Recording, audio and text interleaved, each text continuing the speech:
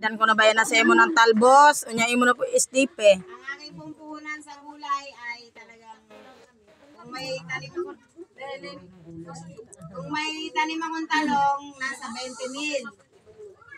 Wow. Hindi pa kasama ang pagpa-traktora. Ano lang yung bantanim lang yun. Bukod pa yung mga abono. Similya lang. Tapos na ning, yung huli na lang. Ay, sa awa naman ng Diyos, maganda naman ang grupo. Kasi nilalagyan nga ng patama.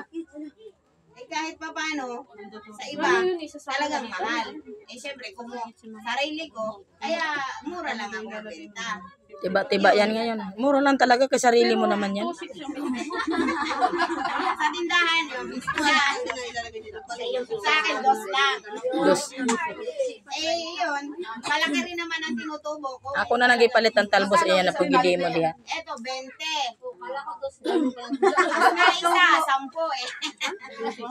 Tapos ito 10. O, gipalit ko na ng talbos. Siyempre, pag may tumawa, di bigay. Dahil sarili ko naman yan eh, di ba?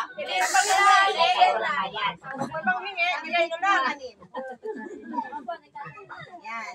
Kaya, siyempre, tulungin na tayo. Okay lang yan. Basta ka ng talbos, ako ana nang gipalit. Kamusta mga kaibigan?